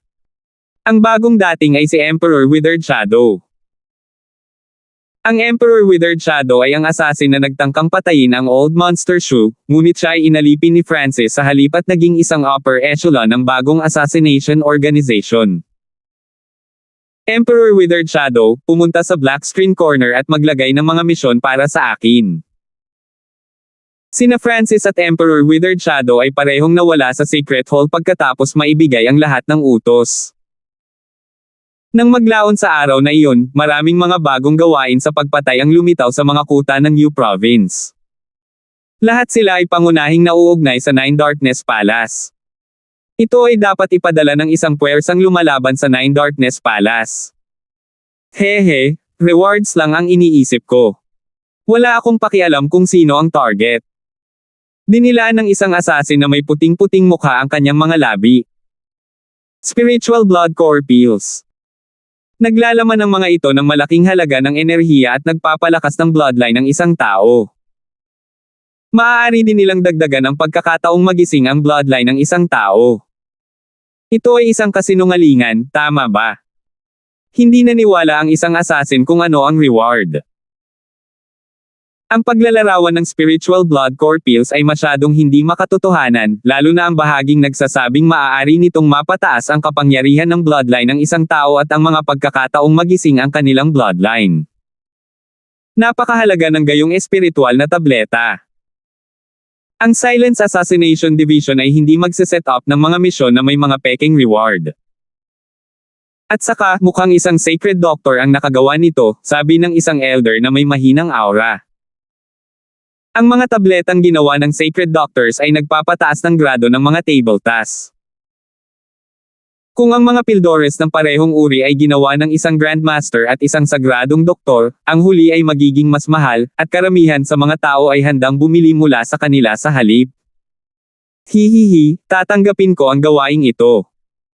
Kinuha ng malamig na assassin na may maputlang puting mukha ang gawain at nagmamadaling umalis. Sa isang ipinagbabawal na lugar sa likod bahay ng Hall of Gods kung saan nanatili si Francis. Naglakad-lakad si Francis sa kailaliman ng kagubatan sa Ancient Dream Realm. Pagkatapos pumatay ng ilan pang Golden-Winged Scarlet Tigers, wala na sa kanila ang umalis ng mag-isa. Bahagyang nanlumo si Francis.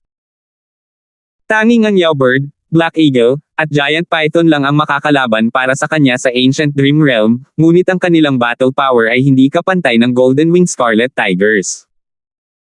Mukhang kailangan kong magtaas ng puwersa sa loob ng Ancient Dream Realm para makakuha ng resources para sa akin.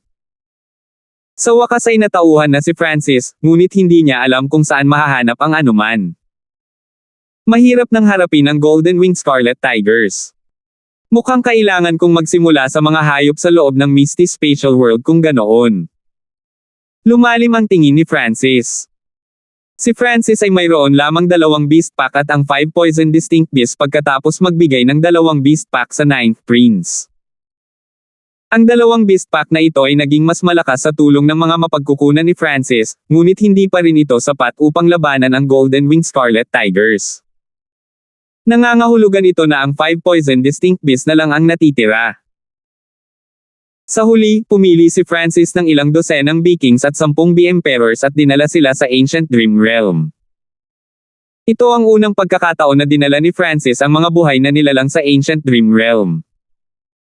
Siyempre, ang 5 Poison Distinct Beasts ay kailangang manirahan din dito sa hinaharap. Ang 5 Poison Distinct Beasts ay hindi komportable sa simula, ngunit sila ay mga sinaunang insekto, at pinili lang ni Francis ang Vikings at B-Emperors, kaya napakalakas ng kanilang kakayahang umangkop. Matapos mabuhay sa Ancient Dream Realm sa ilang sandali, mas lumakas ang aura nitong 5 Poison Distinct Beasts.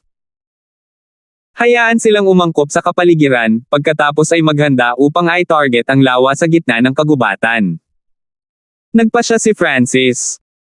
Sa sandaling ito, isang kulay ube at kulay dugo na figure ang dumaan sa Ocean Smoke Pavilion. Mukhang ito ay isang ahensya ng Intel. Tumingin si Godfrey sa Ocean Smoke Pavilion sa ibaba.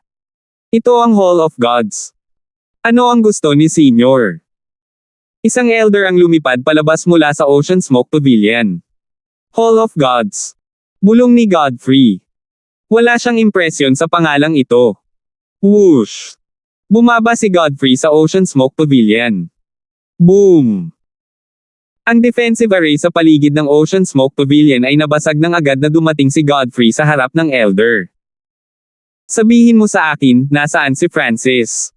Malamig at masama ang mukha ni Godfrey. Nagbigay siya ng nakakatakot na aura na nagpa-freeze sa matanda sa kanyang harapan. Bakit mo gustong hanapin ang Grand Elder? Lumalabas ang malamig na pawis sa matanda na ito. Sa sandaling ito, sa wakas ay napagtanto niya kung gaano kakilakilabot ang batang ito. Hindi siya mas mahina kaysa sa Old Monster Show o Supreme Emperor Dark Knight. Hall of Gods. Grand Elder. Francis. Ang madilim na lilang liwanag ay sumilay sa mga mata ni Godfrey. 10:46 pagdating ni Godfrey. Isang buwan matapos i-set up ang mga assassination mission, ang balita tungkol sa spiritual blood core pills na iniaalok bilang mga reward ay kumalat sa mundo ng assassination. Karamihan sa iba pang organisasyon ng assassination ay hindi naniniwala na ang spiritual blood core pill ay totoo at inisip na ito ay isang pandaraya lamang na nilikha ng Silence Assassination Division upang makaakit ng atensyon. Nag-set up din si Emperor Withered Shadow ng ilang bilang ng mga assassination mission sa Black Screen Corner. Ang mga assassin ng Black Screen Corner ay mas propesyonal, at 2 misyon ang nakumpleto sa loob ng 10 araw pagkatapos i-set up. Narinig mo ba? Ang Ghost Kill, na nasa ika-148 na ranggo sa Black Corner Screen, ay sumibak at isa na ngayong Emperor. Tumalo ng kanyang ranking sa ika-82. Narinig ko rin ang tungkol dito. Malamang, natapos niya ang isang assassination at nakakuha ng isang kayamanan na tinatawag na Spiritual Blood Core Pill. Spiritual Blood Core Pill. Iyan ay lumabas sa mga reward na itinakda ng Silence Assassination Division. Maraming propesyonal na assassin na may malamig na ekspresyon ang nakipag-ugnayan sa isa't isa sa isang kuta ng Black Screen Corner at nagpalitan ng impormasyon. Ang isang mamamatay tao na lumalabag o biglang lumakas ay malinaw na nakakaakit ng atensyon ng maraming iba pang mga assassin. Karaniwang pinipili lamang ng mga mamamatay tao ang mga misyon na may pinakamaraming gantimpala na may pinakamababang kahirapan. Boss, 4 na lang ang assassination mission na nagbibigay ng spiritual blood core pills na natitira. Dapat ba nating subukan? Sabi ng isang payat na batang figure sa isang madilim na sulok. Sa tabi niya ay may 2 lalaki at isang babae. Lahat sila ay naglabas ng nakakatakot na pagpatay na layunin, at ang mga nasa malapit ay hindi nang ahas na lumapit sa kanila. Oo naman. Bagamat ang target ay 9 Darkness Palace, kailangan lang nating magtago sandali pagkatapos nating magtagumpay. Hindi napigilan ng nangungunang mamamatay tao ang tukso ng isang spiritual blood core pill. Sa Hall of Gods. Guru, lahat ng mga assassination mission na itinakda sa Black Screen Corner ay natapos na. Ipinahayag ng Supreme Emperor Dark Knight ang isang nasasabik na ekspresyon. Mula nang itakda ang mga misyon, double ang bilang ng mga assassin sa Silence Assassination Division, at ang mas maliliit na kalapit na organisasyon ng assassination ay kinain na nila. Ang isang maliit na bilang ng mga assassin ay lumipat pa mula sa Black Screen Corner.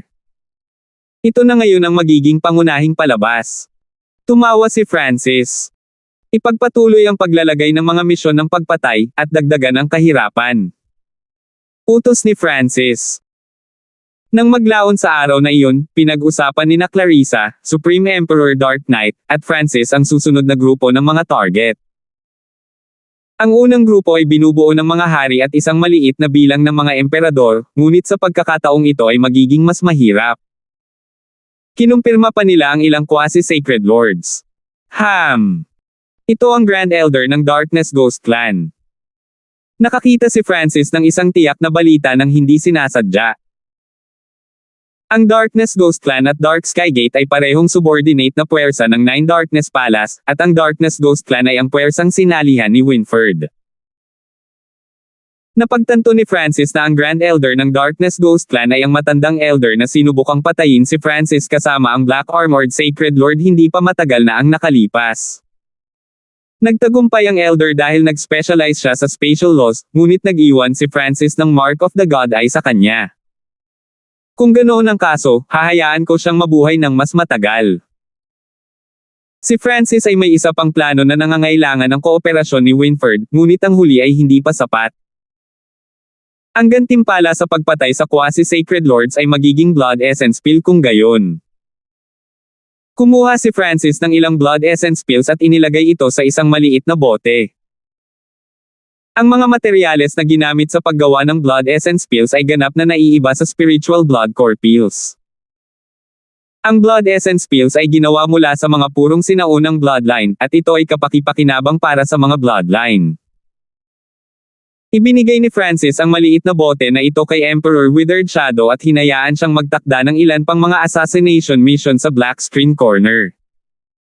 Dahil ang gawain ng pagpatay sa quasi-sacred lords ay masyadong mahirap, ang paglalagay ng mga misyon sa Silence Assassination Division ay hindi masyadong kapaki-pakinabang. Ipaubaya ko sa iyo ang gawaing ito. Kung kailangan mo ng anumang blood essence pills o spiritual blood core pills, puntahan mo lang ako. Ibinigay ni Francis ang gawain kay Clarissa at Supreme Emperor Dark Knight. Naiintindihan. Parehong gusto ni Clarissa at Supreme Emperor Dark Knight ang blood essence pills, kaya mas binigyan nila ng pansin ang bagay na iyon at umaasa na makakakuha sila ng ilang blood essence pills mula kay Francis kung gagawa sila ng magandang trabaho. Nang maglaon sa araw na iyon, isa pang batch ng mga misyon ng spiritual blood core pill ang ipinadala, na nagdulot ng kaguluhan sa mundo ng pagpatay. Hindi mabilang na mga halimbawa ang napatunayan na ang halaga ng spiritual blood core pills.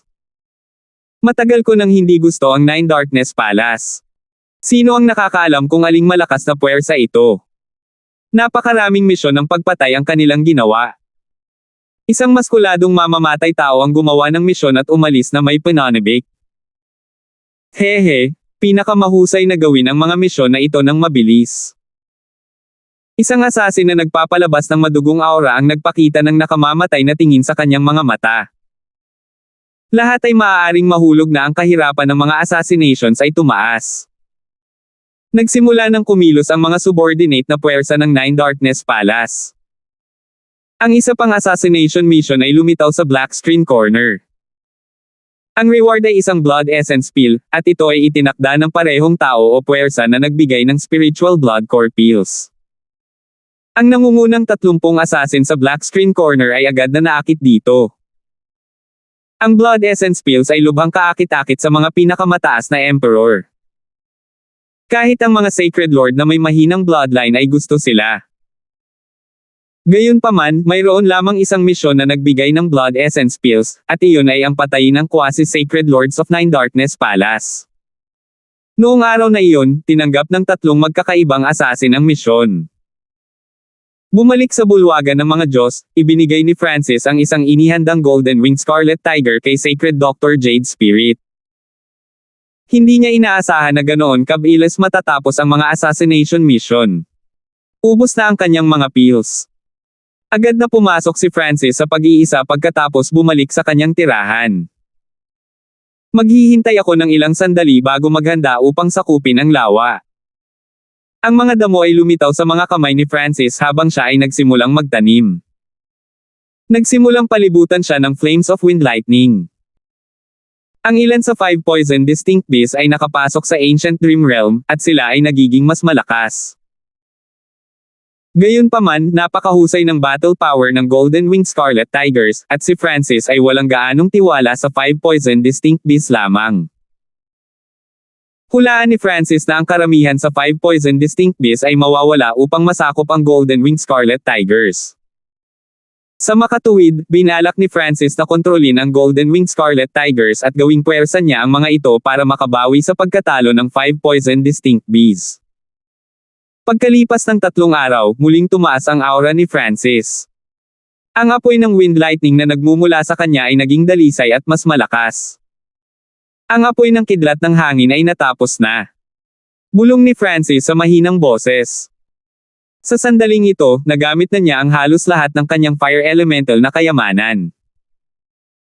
Bumili si Francis ng malaking halaga ng cultivation resources sa Heaven's Legacy City, ngunit lahat sila ay naubos na ngayon. Sa kabutihang palad, si Francis ay nagsimula ng mangalap ng mga mapagkukunan para sa Earth of Wind Lightning matagal na ang nakalipas. Pagkatapos bumalik sa Hall of Gods, ginamit ni Francis ang kanyang mga subordinate para maghanap ng higit pang Earth Elemental Resources. Itong aura. Nakaramdam si Francis ng masamang aura. Sa sandaling ito, isang boses ang tumunog 1,000 milya ang layo mula kay Francis. Grand Elder, isang eksperto sa Sacred Lord ang nagsabi na narito sila para salubungin ka. Agad na lumitaw ang figure ni Francis sa labas ng palasyo at nawala sa kalangitan. Ang itaas na echelon ng Hall of Gods ay nakaharap sa isang masamang lalaki na may kulay ube at kulay dugo na buhok. Gayunpaman, ito ay ang lalaki na nagkaroon ng momentum. Ang Old Monster Shoe at Supreme Emperor Dark Knight ay parehong nasa Hall of Gods side, ngunit hindi sila nang ahas na gumawa ng anumang bagay ng padalos-dalos. Tumayo ka! Ang boses ni Francis ay tumunog mula sa kanilang likuran, at ang lahat ng mga eksperto ng Hall of Gods ay nagsimulang dahan-daang umatras. Gayunpaman, marami sa kanila ang nag-inspection sa misteryosong Grand Elder na ito. Kayong lahat, umalis na kayo. Alam ni Clarissa kung ano ang gusto ni Francis at agad na ikinalat ang mga tao. Francis, hindi ko inaasahan na gagawa ka ng sarili mong kapangyarihan. Ang mga mata ni Godfrey ay kumikinang na may madilim na lilang liwanag habang medyo malungkot niyang sinabi. Sa kanyang puso, si Francis ay isang taong naglalayon para sa rurok ng martial arts at may potensyal na maging isang Diyos. Hindi siya dapat nag-aaksaya ng oras sa pagtatatag ng puwersa at pag-aaksaya ng mga mapagkukunan sa kanila. Hindi maiwasan ni Godfrey na mabaigo sa kasalukuyang Francis. Pumasok ka at mag-usap, sabi ni Francis. Sa sandaling makita niya ang kapangyarihan ni Godfrey, alam niya na si Godfrey ay hindi pa ganap na kontrolado ng Evil God Mental Thought Body. Kung si Godfrey ay ganap na naasimilasyon, natanggap niya ang kapangyarihan ng Evil God ng walang tigil. Hindi nakakagulat kung naabot na niya ang huling yugto ng Mystic Light Realm kung ganoon. Francis, tingnan ko kung naging mas malakas ka o hindi. Lumitaw sa mga mata ni Godfrey ang hangarin sa labanan ng kumalat ang nakakatakot na masamang aura sa buong langit at lupa. Ang masasamang bulaklak ay umabot sa kanyang katawan. Godfrey, hindi ako lalaban sa iyo, ang walang emosyong boses ni Francis. Bakit hindi? Huminto si Godfrey, at ang kanyang layunin sa pakikipaglaban ay agad na nawala. Kung ayaw ni Francis na lumaban, walang saysay ang pakikipaglaban. Siya ay isang quasi-sacred lord ngayon. Godfrey, hindi siya maaaring maging kapareha mo. Ang tinig ng Evil God Mental Thought Body ay tumunog sa katawan ni Godfrey. Alam mo na ang hidden card ko. Sumagot si Francis, at huminto si Godfrey. Alam niya kung ano ang nakatagong card ni Francis, ang God-slaying arrow. Kung ginamit ni Francis ang God-slaying arrow, matatalo siya kahit anong mangyari. Sa katotohanan, hindi ito ang totoong dahilan ni Francis. Sa puntong ito, ang soul intent ni Francis ay matagumpay na nakapasok sa mga unang yugto ng Mystic Light Realm. Kaya niyang talunin si Godfrey kahit na wala ang God-slaying arrow sa pamamagitan lamang ng kanyang purong soul intent. Gayunpaman, ayaw niyang talunin si Godfrey. Alam ni Francis na itinakda siya ni Godfrey bilang target.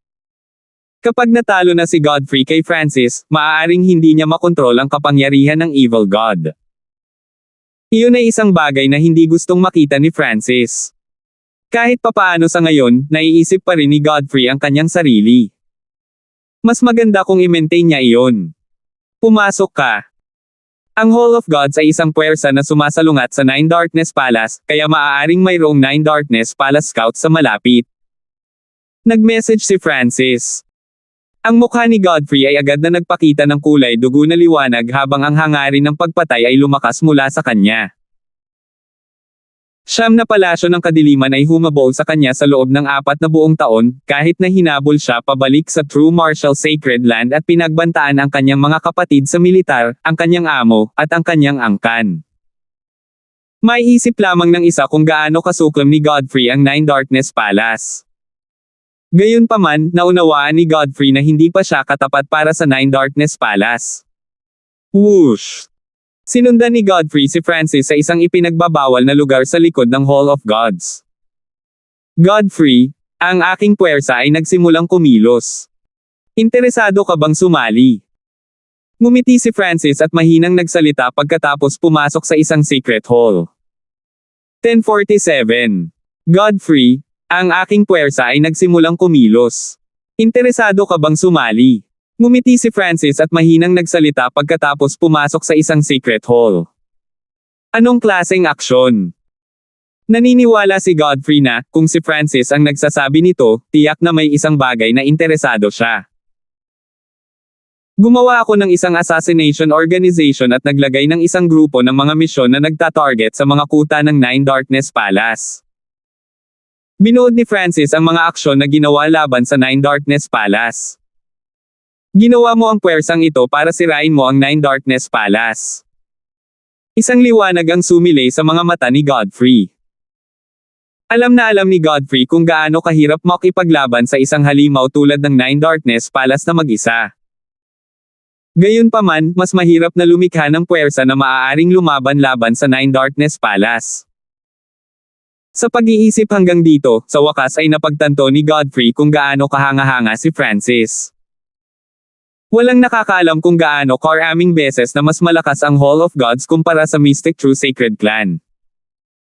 Higit pa rito, nilikha ni Francis ang puwersang ito para sirain ang Nine Darkness Palace. Kapag nawasak ni Francis ang Nine Darkness Palace, maaaring bumalik siya sa Francis na nakatutok muli sa dao ng martial arts. Inaasahan ni Godfrey na makitang muli ang Francis na iyon. Gayunpaman, ang hindi alam ni Godfrey ay iyon, bagamat si Francis ang Grand Elder, hindi talaga siya gumawa ng maraming pamamahala. Karamihan sa kanyang oras ay ginugol pa rin sa pag-unawa. Ang araw na nawasak ang Nine Darkness Palace ay ang araw na tayo ay lumaban. Ang malamig at mapagpasyang boses ni Godfrey ay tumunog. Sa madaling salita, handa si Godfrey na sumali sa Hall of Gods kahit hanggang sa puntong iyon. Oo naman. Sumangayon si Francis sa ngayon. Ayon sa intel na natuklasan ng Ocean Smoke Pavilion, ang Nine Darkness Palace ay may mga demigod. Ang mga demigod ay mga eksperto na nakatayo sa tuktok ng kontinente, at sila ay maalamat na pag-iral. Nakaramdam din si Francis na walang magawa. Hindi siya sigurado kung kaya niyang sirain ang Nine Darkness Palace, at hindi niya alam kung gaano katagal ito kahit na kaya niya, ngunit sa tulong ni Godfrey, tumaas ang kumpiyansa ni Francis. Ang pagiging isang assassin ay hindi masyadong masama. Dinilaan ni Godfrey ang kanyang mga labi nang ipakita niya ang isang uhaw sa dugo at malupit na layunin. By the way Francis, si Kane ay maaaring pumunta sa Continent Zone. Biglang sabi ni Godfrey. Ayon sa kanyang nalalaman, si Francis ang bumuhay sa demigod na si Kane, ngunit pagkatapos ng maikling pakikipag-ugnayan ni Godfrey kay Kane, tila kinasusuklaman ni Kane si Francis. Sa ngayon, nasa huling yugto na siya ng Mystic Light Realm. Nagbabala si Godfrey. Munting Kane. Natigilan si Francis. Si Kane ay nabuhay muli sa pamamagitan ng dugo, at ang bilis ng kanyang cultivation ay napakabilis. Si Kane sa mga huling yugto ng Mystic Light Realm ay makakalaban man lang sa Sacred Kings. Pagkatapos ng lahat, siya ay dating demigod at maraming nakatagong baraha. Siyam na Darkness Palace lamang ang nagpasakit ng ulo ni Francis. Kung dumating din si Kane, maaaring masira ang Hall of Gods. Hindi, kailangan ko siyang pigilan. Dahan-dahang bumulong si Francis habang may liwanag na kumislap sa kanyang isipan, at nagpadala siya ng mensahe kay Clarissa sa pamamagitan ng Dark Heart Seal. Sabihin sa mga puwersa ng Ocean Smoke Pavilion malapit sa mga karagatan na ipakalat ang balita na ako ay nasa pinakaharap na linya na nakikipaglaban. Hindi napigilan ni Francis na matawa pagkatapos ipadala ang mensahe. Dahil ang mga karagatan ay karaniwang pinamumunuan ng Ocean Smoke Pavilion at kailangan munang dumaan doon si Kane, tiyak na pupunta siya sa mga frontline pagkatapos matanggap ang balitang ito. Kailangan ko lang siyang idirekta sa mga frontline sa ngayon. Nagpakawala ng hininga si Francis. Ang balita tungkol kay Kane ay nagdulot ng higit na presyon kay Francis. Sa sandaling ito, si Francis ay masyadong mahina. Magkakaroon lamang siya ng kakayahang makipag-ayos kay Kane kung siya ay naging isang sagradong Panginoon. Kung tutuusin, hindi pa umabot sa antas ang awayan sa pagitan nila kung saan kailangang mamatay ang isa sa kanila. Pagkatapos ay tinawag ni Francis si Emperor Withered Shadow at sinabihan siyang turuan si Godfrey. Ang Silence Assassination Division ng Hall of Gods ay mayroon na ngayong Black Armored Sacred Lord, Supreme Emperor Dark Knight, Emperor Withered Shadow, Godfrey, at marami pa. Naniniwala si Francis na mas marami pang super assassin ang malapit nang sumali sa Silence Assassination Division pagkatapos ibigay ang Blood Essence Pills. Kasabay nito, ang mga assassin na ito na gumagala sa buong mundo ay makakapagbigay ng impormasyon sa Hall of Gods. Win-win situation para sa kanilang dalawa. Nagsimulang maghanda si Francis para sa laban sa Ancient Dream Realm pagkaalis ni Godfrey. Pumasok si Francis sa Ancient Dream Realm makalipas ang 3 araw at naghanda na sa lakayin ng Golden Wing Scarlet Tigers. Weng. 6 na po higit pang 5 poison distinct beasts ang lumipad sa paligid ni Francis. Ang kulay ng 5 poison distinct beasts na ito ay mas maliwanag kaysa dati, at nagradiated sila ng nakakatakot na aura. Ang 6 na Vikings ay nakapasok at naging B-Emperors. Mabuti, mayroon na akong 14 na B-Emperors. Tuwang-tuwa si Francis. Hindi niya inasahan na ang 5 poison distinct beasts ay magiging ganoon kabila sa Ancient Dream Realm. Weng. Sa ilalim ng kontrol ni Francis, ang 5 poison distinct beasts na ito ay sumunod sa kanyang likuran at dahan-daang lumapit sa gitna ng kagubatan. Isang malabong gininto ang ripple ng liwanag ang tumakip sa kaliwang mata ni Francis habang tinitingnan niya ang lahat. Sa sandaling ito, pinalibutan ng Golden Wing Scarlet Tiger ang lawa. Ang iba ay umiinom ng tubig habang ang iba ay lumilipad sa himpapawid o nakahiga sa damuhan. Ang mga tingin ni Francis ay unang nakalock sa 2 mas malaking Golden Wing Scarlet Tigers. Ayon sa kanyang mga inspection, ang 2 Golden Wing Scarlet Tiger na ito ang dapat na mamuno. Pumunta ka. Kinokontrol ni Francis ang 5 poison distinct beasts at pinabilis ang mga ito sa kagubatan. Ungol. Naramdaman ng 2 bahagyang mas malaking Golden Wing Scarlet Tiger ang kakaibang ito at umungal ng malakas upang ang mga Golden Wing Scarlet Tiger ay nagsama-sama.